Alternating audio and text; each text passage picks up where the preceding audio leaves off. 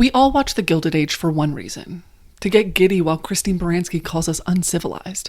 But did you know there are people who would say stuff like that about her interior design? I have just heard news from which I may never recover. You wouldn't hear that coming from me because I respect women who are sitting down, but you might hear it from one of the show's big inspirations, Edith Wharton. You may have seen talk of the show on Apple TV called The Buccaneers. It's a competitor of The Gilded Age for shows with long dresses and deep pockets. It's about the same time period. The book it's based on was written by Edith Wharton, sort of. She was in the middle of writing it when she died, and the year after her death, they went ahead and published it with no conclusion. And despite writing many fantastic novels that were finished, TV producers these days are always circling around The Buccaneers, because it has the things that make an Edith Wharton book so appealing: the setting, the characters, the details, but it doesn't have to have the gut-wrenching realism. But why am I talking about a writer from the 1900s when I told you this was about the Gilded Age interiors? Well, before Edith Wharton wrote some of the best fiction about the time period, she wrote a non-fiction book about interior design. This is A Decoration of Houses, which she co-wrote with Ogden Codman Jr., a real name, not just the 8th biggest city in Utah.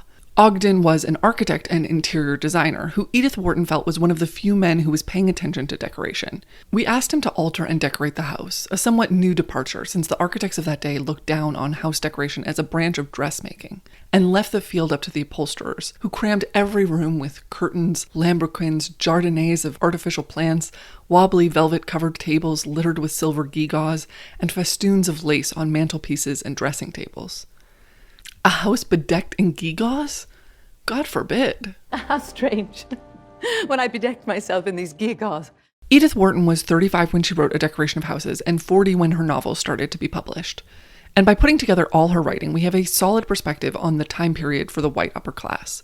Her novels are about rich people becoming poor, poor people becoming rich, and her favorite, a woman in a tenuous relationship with money bartering her social clout for a place to live. She also loves a less incestuous version of The Summer I Turned Pretty. What if you loved your betrothed's cousin more than your betrothed?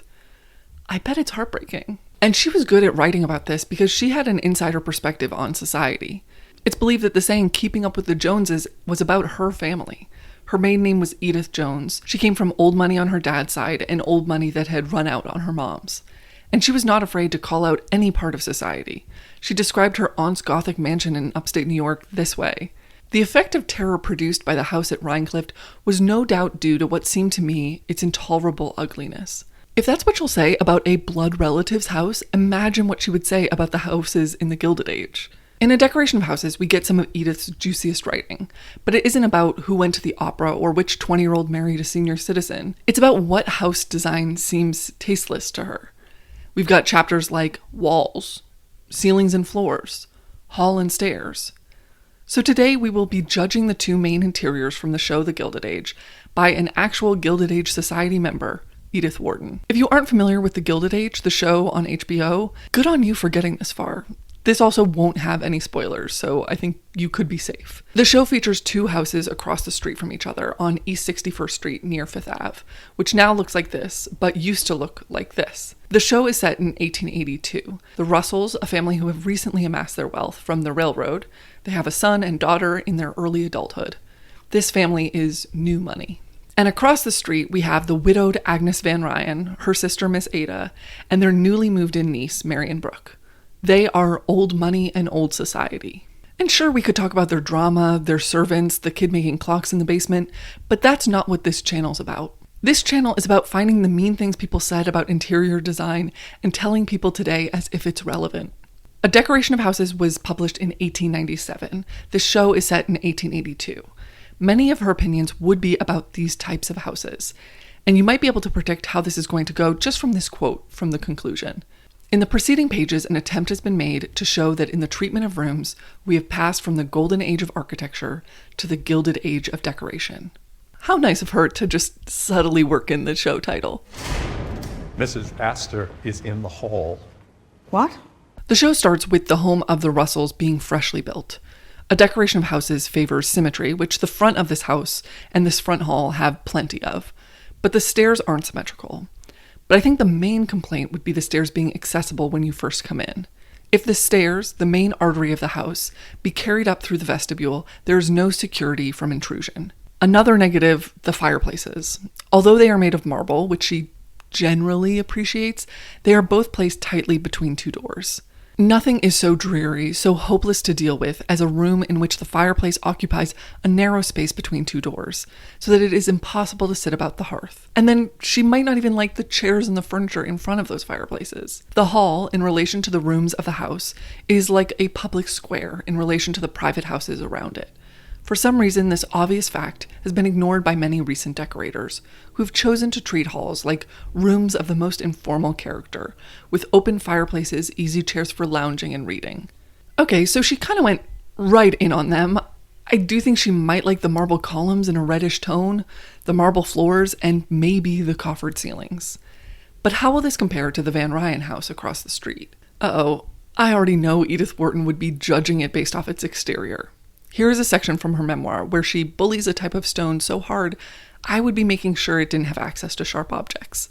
One of the most depressing impressions of my childhood is my recollection of the intolerable ugliness of New York, of its untended streets and the narrow houses so lacking in external dignity, so crammed with smug and suffocating upholstery. This little low-studded, rectangular New York, cursed with its universal chocolate-colored coating of the most hideous stone ever quarried.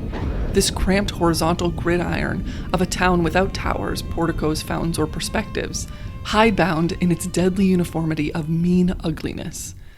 Okay, so we're off to a bad start. Maybe it will all change when she sees the front hall. Well, it's not symmetrical and it's kind of narrow. Both the hall and vestibule have a tile floor, which would be at least seen as practical. The floor should be of stone marble or tiles. Even a linoleum or oilcloth of a sober pattern is preferable to a hardwood floor in so exposed a situation. I'm not sure if these tiles count as sober, but they are certainly of legal age and aren't driving, so I think it's probably okay.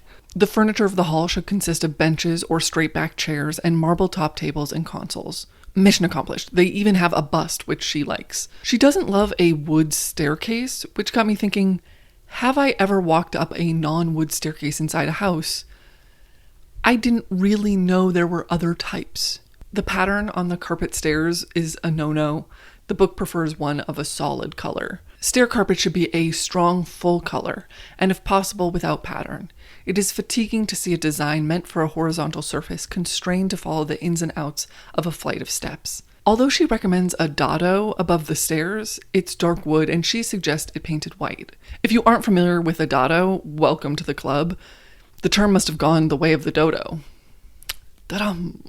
And above the dado would also get commentary. Continuous patterns such as that on paper or stuff hangings is especially objectionable on the walls of a staircase, since it disturbs the simplicity of composition best fitted to this part of the house. This hall has both wallpaper and stuff hanging. Neither the Russells or Agnes and Ada's place are coming out of this front hall review unscathed. Shall we withdraw to the drawing room? All we have to do is go through this pocket door, which Edith Wharton would call abuse. Well, should we go to the drawing room? In the Van Ryan house, it's kind of hard to confidently say which of these rooms is the drawing room. I think traditionally this front room would be the drawing room, but that room and the one next to it kind of blend into each other. So I'm going to call both the drawing room, which Edith Wharton would probably blame on the sliding door problem. The privacy of both rooms, since the difficulty of closing a heavy sliding door, always leads to it being left open, with the result that two rooms are necessarily used as one. Well, that makes sense, but I'm sure she doesn't have that much more to say about pocket doors. The sliding door has led to another abuse in house planning, the exaggerated widening of the doorway.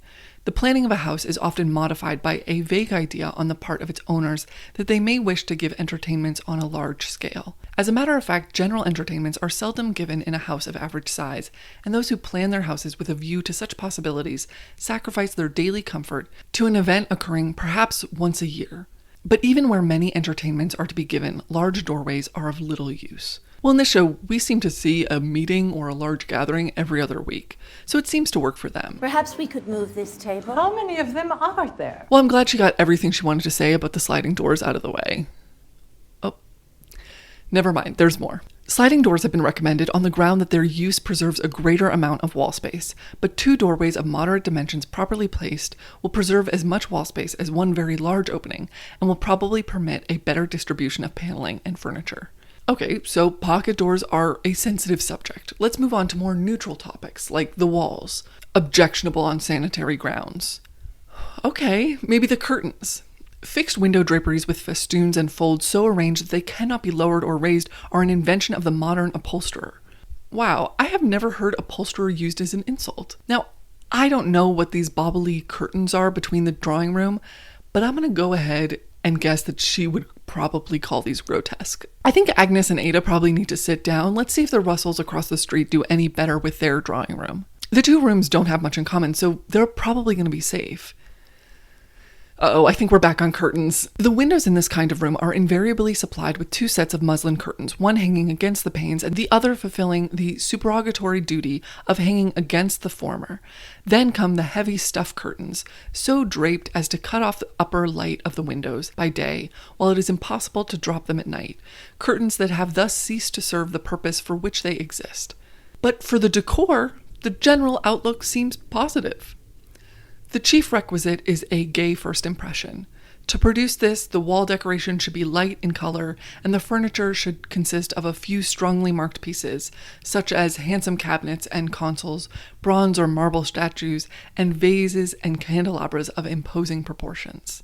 But this room doesn't just stand alone. It has a large doorway between it and the library, where we often see George Russell smoking a cigar with too much swag. But you'll notice the style has very little in common with its attached drawing room. The drawing room is very Louis XVI. The library is very, I'm a bat with dreams of being a lawyer. Edith Wharton doesn't really like the Gothic style, but even more she doesn't like when treatments within a house are so different. It is this which makes it important that each room, or better still, all the rooms in a house, should receive the same style of decoration. To some people this may seem as meaningless a piece of archaism as the habit of using obsolete fragments of planning or decoration, but such is not the case. Her reasoning isn't just about an overarching vision, it's about proportion. Certain room sizes welcome certain styles, and by switching styles you have two rooms next to each other that are trying to create completely different visions with the same sky-high ceilings and doorways. In her chapter on the drawing room, she describes how many homes have their drawing room for show, but then a more intimate drawing room for just the people in the family. We never see that in the Russells' house. Here you have this huge room welcoming single guests, or Bertha writing notes at a desk in a room with ceilings 5 times her height. It manages to make the home of Ada and Agnes seem comforting. They have a place to hang out. Sometimes the drawing room is treated as a family apartment, provided with books, lamps, easy chairs, and writing tables. In other houses, it is still considered sacred to gilding and discomfort, the best room in the house and the convenience of all its inmates being sacrificed to a vague feeling that no drawing room is worthy of the name unless it is uninhabitable. Well, if you want to check out a room that seems uninhabitable, shall we go to the ballroom? But before we see this grand ballroom, I have a confession. Did I say confession? I meant compression. I have compression socks on right now, thanks to the sponsor of this video, Bombas. I have questionable circulation and have been recommended compression socks for years. I always avoided them because they sounded like something from Edith Wharton's era, but then I met these compression socks from Bombas. They are giving my legs a nice comforting hug while looking like socks. I went with the medium compression in this light green color, but they have added new colors like plum shadow, berry dusk, and blue smoke. But the coolest part about Bombas is they donate 1 pair for each pair you buy. So this purchase means a pair for me, but also a pair for someone who needs them. So far, they've donated 150 million items. And they recently just added a lot more international shipping. So if you've tried to get them before but couldn't, you probably can now. Feel good and do good with Bombas, knowing your purchase is doing some real good. New customers get 20% off their first purchase. Just go to bombas.com and use code Kendra20. That's my name and my age. Okay, compression confession over. Let's go dance in the ballroom. Yes, in a ballroom full of tricksters and demi-mondaines. In this room, this house is in a league of its own. Agnes and Ada can't even compete. In the first season, the ballroom is a major plot for Bertha Russell. And not to break the illusion, but this isn't even in the same location. While the rest of the house is on a set, this one is in the Breakers, the Vanderbilt-built mansion in Newport, Rhode Island. And it's not even a ballroom, it's actually the music room. Trickery. Edith Wharton prefers inlaid marble floors in her ballrooms, but would have tolerated wood that people often found more comfortable. The French, who brought this branch of floor laying to perfection, would never have tolerated the crudely contrasted woods that make the modern parquet so aggressive. Well, lucky for her, this room was actually constructed in France and then shipped over and reassembled in Newport, Rhode Island. We're gonna need a bigger income tax, or just like any income tax in general at this point. Now, Edith Wharton is always talking about French houses in this book, so she might like this one, but for ballrooms, she seems to like Italian ballrooms more. She doesn't mind the white and gold, but considers it a bit boring compared to painted walls, mirrors, and bright colors. Such a ballroom, if reproduced in the present day, would be far more effective than the conventional white and gold room, which, though unobjectionable when well decorated, lacks the imaginative charm, the personal note given by the painter's touch. But to her, and I guess to me, the star of any ballroom is the chandelier. Gala apartments, as distinguished from living rooms, should be lit from the ceiling, never from the walls. No ballroom or salon is complete without its chandeliers. For a ballroom where all should be light and brilliant, raw crystal or cut glass chandeliers are most suitable. And considering the show is always making artistic shots through the chandelier crystals, I have a feeling they got the idea that this was an important part as well. And now, will you please join us in the dining room for some tea? Speaking of crystal chandeliers, now we are in the dining room, where they are serving shiny glass and presumably food. Edith calls out that dining rooms should be lit by chandeliers and candles on the wall to keep smoke away from the food. But here at chapter 13, the rules of dining rooms, it seems even Edith Wharton is getting exhausted by her own critiques. It is obvious that the banqueting hall should be less brilliant than a ballroom and less fanciful in decoration than a music room. A severer and more restful treatment naturally suggests itself, but beyond this, no special indications are required. She prefers the floor to be marble. This one's wood. She also likes when it's a rug instead of wall-to-wall carpets, which this one has. But her greater complaint might be the building of this house. The architect, when called upon to build a grand house, has simply enlarged instead of altering. She describes how American mansions are built by making a pre-existing middle-class home bigger, making each room larger than needed, while European mansions seem experienced at this idea of these places being almost like little towns of their own. And as you see this giant room with incredibly tall ceilings, a mural on top, with 3 people dining at it, you can see how maybe enlarging was at play. Now let's rush across the street and see the other dining room. But make sure you take your time still. Look both ways. You gotta be careful of carriages. Here is a dining room that can't be accused of being enlarged. We already know she wouldn't like the wallpaper. The carpet is nailed down. Another offense. The curtains. And of course it has pocket doors. She might think the blue ceiling and the red wallpaper were fighting. Each room should speak with but one voice. It should contain one color, which at once and unmistakably asserts its predominance. Now I fear I've kept you all up late with her critiques. Shall we head up to bed? Oh, I'm already here. Let's check on the others. Mr. Russell. I'm just going up to check the bedrooms before you see them. The one thing that Ada and Agnes have on the Russells is I have seen way more of their bedrooms. And although I could split them up, I don't think it will help them fare much better. I can't be sure, but I think when Edith wrote, "Nothing can exceed the ugliness of the current designs, the bedsteads with towering headboards, fretted by the versatile jigsaw, the bedroom suites of mahoganized cherry, bird's eye maple, or some other crude colored wood." She might have been referring to this type of towering headboard. And honestly, she might go after the rest of the room while she's at it. But her attacks and animosity towards what we know as the Victorian style was the reason of health. Now that people have been taught the unhealthiness of sleeping in a room with stuff hangings, heavy window draperies, and tufted furniture, the old fashion of painted walls and bare floors naturally commends itself. With that as the criteria, I wonder if the Russell household will be able to make it through this final critique. So it seems just looking at Bertha's room, we haven't left the heavy window draperies behind. And she might even have some commentary about the color scheme. It is well as a rule to shun the decorative schemes concocted by writers who supply our newspapers with hints for artistic interiors. The use of such poetic adjectives as jonquil yellow, willow green, shell pink, or ashes of roses gives to these descriptions of the unique boudoir or ideal summer room a charm which the reality would probably not possess.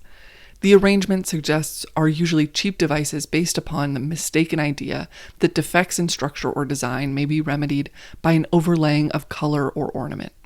She would also probably think that a bedroom this big should be instead separated into multiple rooms and exist more as a suite, with a separate sitting room, bedroom, dressing room, and bathroom. The plan of the bedroom suite can of course be carried out only in large houses, but even where there is no lack of space, such an arrangement is seldom adopted by American architects, and most of the more important houses recently built contain immense bedrooms instead of a series of suites. We barely see George's bedroom because he usually just visits Bertha, but also probably because his room isn't a set. It's Consuelo Vanderbilt's bedroom in the Marble House in Newport, Rhode Island, and I imagine that would be quite a commute for your nightly rest. So after gazing at nearly every room in the Gilded Age, we have to answer the title of this video. Are the interiors of the Gilded Age accurate? The fact that Edith Wharton would find pieces of these homes ugly, unsanitary, towering, tasteless is what makes it accurate. She was critiquing the home she had been invited to from her childhood onward. She was comparing it to the homes of Europe that she had toured for years. They have countless things Edith Wharton would complain about, which is what makes them real. She wasn't writing this book just for fun. She was seeing the lack of proportion, the wallpaper, light-colored rugs, and she was writing it all down, hoping to create a new vision for interior design that took the inside of these buildings into consideration. And Ogden Codman, this book's co-writer and architectural expert, certainly saw homes like this. And I know that he saw some of the rooms that were used. He designed different rooms in the Breakers, where the music room was shipped in from France. Now, if you've heard all this and it's getting you to question your own home, I must ask you to stop. Her book is specific to her time period. It wasn't meant for you or me. And you don't have to take my word for it. You can take hers. It must never be forgotten that everyone is unconsciously tyrannized over by the wants of others, the wants of dead and gone predecessors who have an inconvenient way of thrusting their different habits and tastes across the current of latter existences. That's us. We are latter existences. So don't let this dead woman make you question pocket doors or wallpaper or wood stairs. She is an encapsulation of her time period, and we are an encapsulation of ours. Speaking of encapsulation, the last film adaptation of a finished Edith Wharton novel came out in 2000. The only piece of her work that anyone has adapted recently is The Buccaneers, which I already told you she never finished. I have many thoughts on why Edith Wharton is avoided in the canon of historical dramas, but if you want to hear more on that, that's going to be my upcoming video on Patreon this month. Thank you all for watching.